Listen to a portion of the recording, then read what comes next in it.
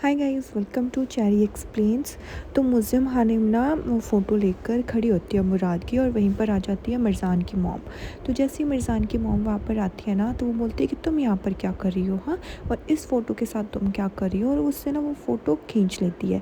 तो फिर मुज़िम हानिम उसे बोलती है कि फ़ोटो मुझे वापस दो। वो बोलती है कि नहीं, नहीं दूंगी। वो बोलती है कि प्लीज़ मुझे मेरे बेटे के बारे में बताओ, मैं अपने बेटे के बारे में जानना चाहती हूँ। तो ना उसको फिर ऐसे लगता है कि तुम क्या जानना चाहती हो, हाँ, तुम जानना क्या चाहती हो उसके बारे में, तुमने तो उसको मुझसे छीना था, और उसने स्कूल भी कंप्लीट नहीं किया था, इसीलिए हमेशा हाइदर उससे गुस्सा रहता था, क्योंकि वो पढ़ाई में बिल्कुल भी अच्छा नहीं था। और अब तुम क्या करोगी? तुम अब कुछ नहीं कर सकती। तुमने मुझसे छीन लिया, और अब वो तुमसे भी छिन गया। अब तुम क्या जानना चाहती हो उसके बारे में? क्या कर लोगी तुम उसके बारे में अब जानकर? तुम्हें उसकी की चीज़ें जो चीज़ें मैं अभी तुम्हें बताऊंगी, उसका बाद में तुम क्या कर लोगी कि उसको क्या पसंद था क्या नहीं? इससे तुम्हें क्या फ़ायदा होगा, हाँ? कुछ भी फ़ायदा नहीं होगा इसमें तुम्हें, क्योंकि सब कुछ तो तुमने मुझसे छीन लिया। अब तुम क्या चाहती हो? मुझे समझ ही नहीं आ रहा कि अब तुम किस चीज़ का अभी तमाशा बनाना चाहती हो यहाँ पर। तुम्हें मेरा दर्द तब दिखाई नहीं दिया था, अब तुम्हें तुम्हारा दर्द दिखाई दे रहा है, और तुम मेरे सामने आकर इतने इतने बड़े आंसू बहा रही हो। ये सब मैं कभी नहीं बोलूँगी कि मेरा मुराद तुमने मुझसे छीना है, और मेरा मुराद तुम्हारी वजह से चला गया। फिर उसके बाद ना सीन शिफ्ट हो जाता है आतिश और मिर्ज़ान पर। आतिश और मिर्ज़ान ना फ्रूट्स तोड़ रहे होते हैं, तो आतिश कह रहा होता है कि मत करो मिर्ज़ान, रहने दो। वो बोलती है कि थोड़ा और ऊपर उठाओ ना, मैं पहुंच नहीं पा रही हूँ फ्रूट्स तक। वो बोलता है कि देखो, हमें ना यहाँ से चलना चाहिए, इससे पहले कोई आ जाए और हमें पकड़ ले। तो हमें ना यहाँ से चलना चाहिए, मैं तुम्हें मार्केट से ख़रीद दूँगा, चलो अब चलते हैं यहाँ से। वो बोलती है कि नहीं, ऐसे फिर मज़ा नहीं आएगा ना मार्केट से ख़रीद कर, मुझे तो यहीं से लेना है। तो और मैंने तुम्हें कहा ना कि आज मैं तुम्हारी बॉस हूँ, और आज तुम ही मेरी बात मानोगे। तो बेचारे आतिश को ना फिर उसकी बात माननी पड़ती है। फिर वो बोलता है कि प्लीज़, और आज तुम में इतनी एनर्जी आ कहाँ से रही है? तुम्हें ऐसा नहीं करना चाहिए मिर्ज़ान, चलो जहाँ से चलते हैं, अगर कोई आ गया ना तो देखो फिर क्या होगा। वो बोलते कि कोई बात नहीं, आने दो, अगर पकड़े गए तो पकड़े गए, कुछ नहीं होता, अब तुम मुझे और उठाओ। फिर ना वो और उठाता है, पर उससे ना फ्रूट फिर भी नहीं टूटता। फिर वो बोलता है कि अब बहुत हो गया, अब मेरे शोल्डर्स दर्द करने लग गए। फिर उसके बाद ना वो मिर्ज़ान को नीचे फ्लिप कर लेता है। भाई क्या ही फ्लिप करता है, हाय। फिर उसके बाद ना मिर्ज़ान बिल्कुल उसकी बाहों में आकर गिर जाती है, और वो कॉन्टीन्यूसली ना ऐसे एक दूसरे को देखने लगते हैं।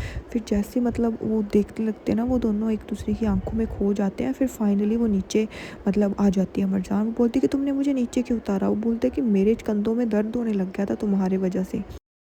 वो बोलती कि हाँ हाँ, तुम तो ऐसे कर रहे हो कि जैसे मैं बहुत भारी हूँ, तुम ऐसे कैसे कह सकते हो? तुम्हें ऐसा नहीं कहना चाहिए था, मैं कौन सा मोटी हूँ? वो बोलता है कि ऐसे नहीं है, मतलब तुम्हें पता है कि इतना ज़्यादा मतलब मेरे ऊपर तुम ज़ोर दे रही थी, तो फिर मेरे को भी दर्द तो होना ही था ना। फिर उसके बाद वो बोलती कि चलो ठीक है, अगर तुमने मेरी बात नहीं मानी तो मैं खुद तोड़ लूँगी। फिर उसके बाद ना वो वहाँ पर पड़ा एक बेंच वो दीवार के साथ लगा लेती है। तो जैसे ही वो लगाती है ना, वो बोलते कि तुम ये कर क्या रही हो? अब तुम बिल्ली की तरह पेड़ पर चढ़ोगी? वो बोलती है कि हाँ, मैं कुछ भी करूँगी, पर मैं वो फ्रूट्स तोड़ कर ही रहूँगी। फिर उसके बाद ना वो फ्रूट्स तोड़ने लगती है। वो बोलते हैं कि इतनी एनर्जी तुम्हें आ कहाँ से रही है?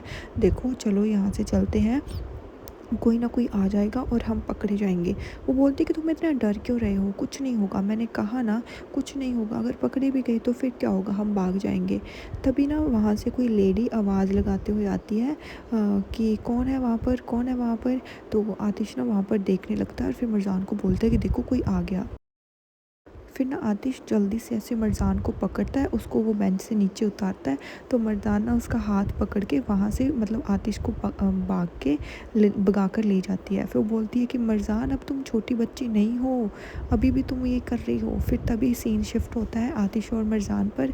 फिर ना वो दोनों भाग के आ रहे होते हैं, और वो वहीं पर रुक जाते हैं। फिर वो बोलते हैं कि उसने तुम्हें पकड़ लिया था, वो तुम्हें जानती थी क्या? वो बोलती है कि हाँ, वो मुझे जानती थी, वो बहुत अच्छी लेडी है, वो मुझे कुछ नहीं कहेंगी, वो मुझे जानती हैं सब कुछ। फिर वो बोलता है कि तुम फिर मतलब भाग कर क्यों आई?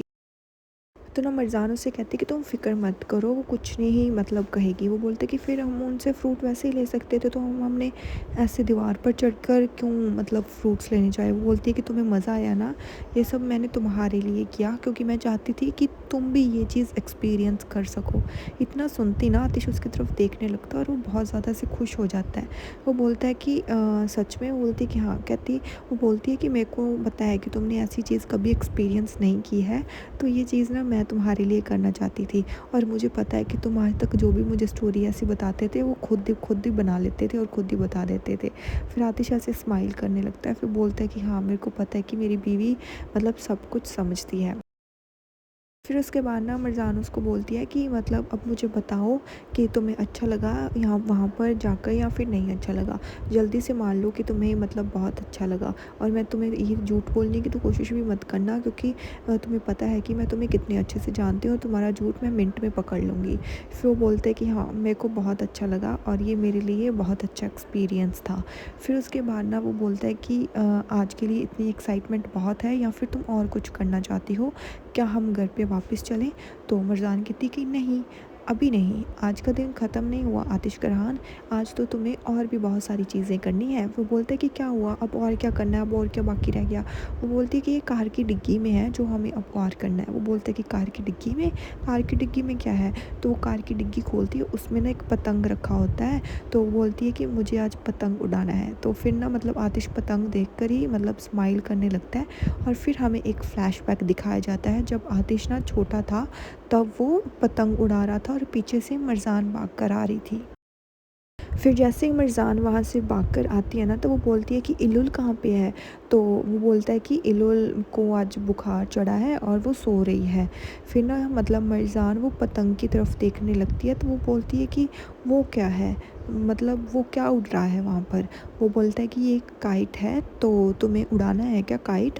वो बोलती है कि हाँ, मुझे भी उड़ाना है। वो बोलता है कि कोई बात नहीं, हम एक दिन काइट ज़रूर उड़ाएँगे। तो वो खुश हो जाती है। वो बोलती है कि क्या सच में?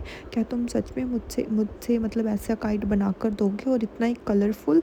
वो बोलता है कि हाँ, मैं पक्का तुम्हारे लिए बना कर दूँगा एक काइट। तभी ना मरजान को उसके पापा बुला लेते हैं और वो बेचारी वहाँ से चली जाती है।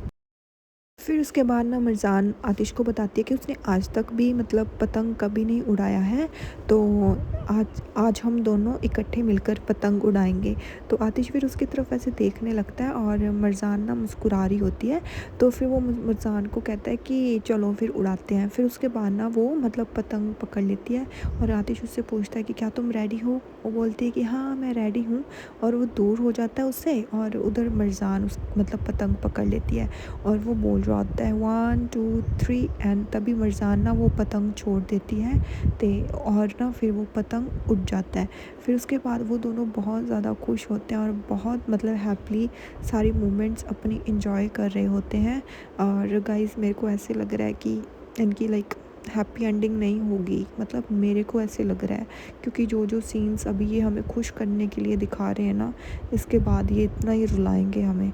फिर वहीं हम देखते हैं कि कोई ना उनकी चुपके से फ़ोटोज़ खींच रहा होता है और यहीं पर ये एपिसोड एंड हो जाता है।